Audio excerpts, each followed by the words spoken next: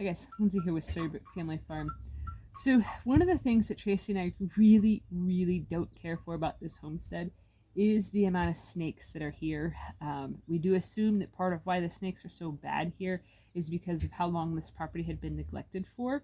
And the woods are not very far away. I'm actually sitting on the front porch here, so you can see just how close in proximity the woods are to the house on the one side, and then across the street there's a really, really big field. So I know that years ago that field was left just completely wild, so I assume that probably helped the snake population grow. But this place had also been abandoned for several years, and no one kept up with like mowing the grass or anything of that nature. So it kind of makes it so that way the snakes and the ticks and the fleas and stuff they really the population increases dramatically, especially since the people that owned this place before us were not very good at putting trash where it goes. We'll just phrase it like that.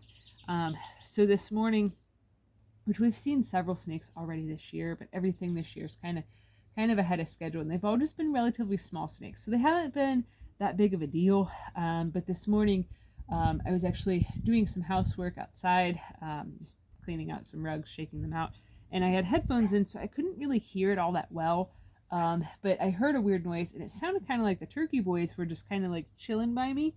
It kind of sounded like their wings dragging on the cement, which is it's a very distinct sound, but I can't try to replicate it.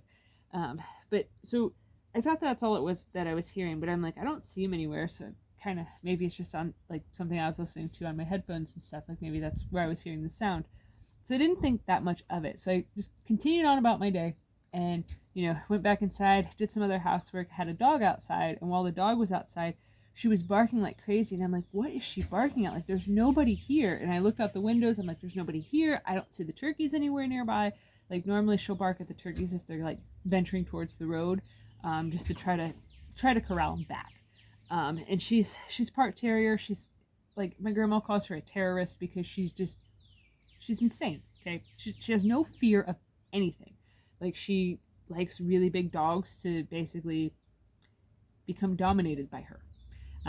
She's pretty intense. So when she's barking like there's somebody here to rob us, or there's something seriously big and bad and scary going on, I kind of hurry up and go see what's going on. I got to go investigate, because there are a lot of coyotes out here, and there's a lot of stuff. I actually over the wintertime seen bobcat prints in the snow in our woods. So I mean, there's some things to be concerned about out here, but not anything too. It's not like we have cougars or anything. At least I don't think we do yet. I mean, there are bear in this area, but haven't seen any here, particularly here. But a couple miles away, I have seen bear. But anyways, so I'm like, I gotta see what's going on. So I come outside, and just down the steps, because I'm on the steps now, and so basically right by where the turkey boy is there was actually like a 6-foot long black snake, just like partially reared up, so that way I could get a better look at the dog. The dog was halfway down the steps, just like barking her head off at it, trying to get it to go away. So thank God it wasn't a poisonous snake, because of the fact that it probably would have just, to try to get the dog to stop barking at it, it probably would have just like lurched up and bit her. So I got the dog inside, and I then, came outside to look at it, to just make sure that it was just a black snake. So there's 2 different types of snakes that are black out here. There are the regular black snakes that they get to being like 4 foot long, and then there's I think the name of it was a black rat snake. They look almost the same. The only difference is that the big black snakes, they pretty much just the standard black snakes. They just stay on the ground for the most part. They eat rats, things of that nature, bugs, smaller snakes, little frogs, toads, that sort of thing. Whereas the black rat snakes, they can get up to like 6-7 feet long, and they're better at climbing things upward. So, if you ever see a black snake up in a tree, it's actually a black rat snake, not a regular black snake. I learned that when I was trying to Google all of the various different snakes we kept finding here last year, especially after there was the one in the house, well, the 2 in the house, but mainly after the 4-foot one was in the house that I had to pull down from the ceiling. After that, kind of was like, I should probably make sure that I know what I'm grabbing. But so I didn't do anything to the snake. I did decide that I ought to go ahead and mow the grass, because of the fact that, it wasn't very high. I had just mowed last week. It was, probably only like that high-ish. So like 6-7 inches tall. But I'd plan on waiting till later on in the week to mow, just because it is supposed to rain tomorrow, so I know that'll jump up the grass a lot. But I don't want to basically have our front porch being a shag and wagon type area for the snakes again this year. Last year there was a decrepit roof that was, it was very dangerous. It was falling down right after we got the place. We had to actually put 4x4s up to try to help keep it from falling on anybody's head. Thankfully, we ended up having the money to get a new roof put on the house and to get that fixed and replaced, so it didn't come crashing down on anybody. But that roof that was there that was in really poor shape, it had like a ceiling on the inside, on the underside I should state, that a bunch of starlings and other birds had made nested, that then were attracting the snakes to climb up the house and get into that ceiling part, to then have a gourmet snack of fresh birds and bird eggs. So that made it so we ended up seeing a ton of snakes, because where the birds kept nesting at was actually like right above our living room window. So there was a couple different times that we had seen very, very large snakes crawling up the window area to then get into the roof. So that was not a fun experience. So anyways, when I seen that big snake, I immediately thought that it had come here to go back to its nesting grounds and its breeding grounds, because of the fact that I assumed that what I had heard on the other side of the porch when I was beating the rugs, it was actually that snake crawling around on the cement pad that's underneath of the deck. So I decided to switch gears today, because I was going to work on planting out the garden today, but I decided that it was kind of much more important to actually just mow the grass. So I mowed everything down. I did scare the snake away, unfortunately, which, I probably shouldn't say this on video because Tracy does watch my videos.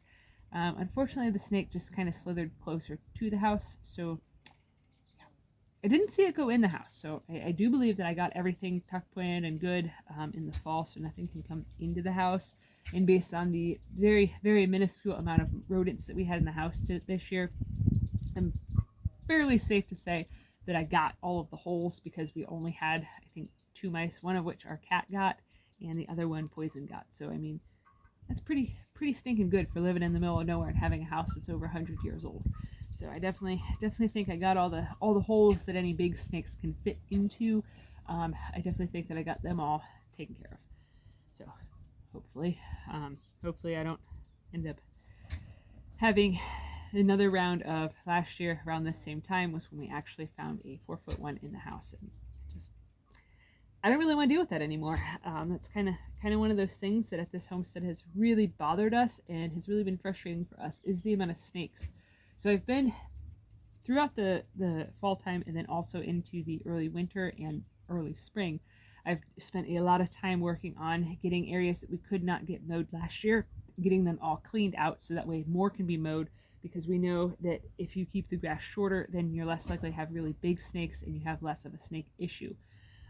Where we lived at a few years ago, we actually had put a brand new trailer on my parents' property, so it had been just feral land that then we were suddenly planting grass on and living on. That first year there, it was horrible for snakes. Like, you would just be mowing the grass and you hear as the mower kind of just mulched up snake bits everywhere. It's probably why the grass grew so well there. Actually, it was probably all the decomposing snakes, but it was nothing back then to walk the property and see, like 20, 30 snakes just in walking around a 1 acre area. So it was pretty intense. So this year, I'm definitely trying to keep the amount of snakes down, keep it at a minimum to try to make it so that way it's let's just say less hospitable of I don't know what word I'm looking for. Less hostile of an environment to try to live in. I don't want Tracy to have a heart attack and getting scared of snakes again. That was not a fun experience, seeing her in such a state of panic so many times, again and again and again, all throughout the last year. I don't want that for her. I also don't want that for me. And I also don't like snakes. I'm not afraid of them, but I really don't like them. So anyways, I gotta get busy. I am now incredibly far behind because of mowing the grass. So I don't know what I'm gonna get planted today before it rains. So anyways, if you're enjoying this content, please give this video a thumbs up, share it with your friends on social media, and if you haven't already, please subscribe to help us grow. We'd greatly appreciate it. Alright, thanks for watching. Have a good one, guys.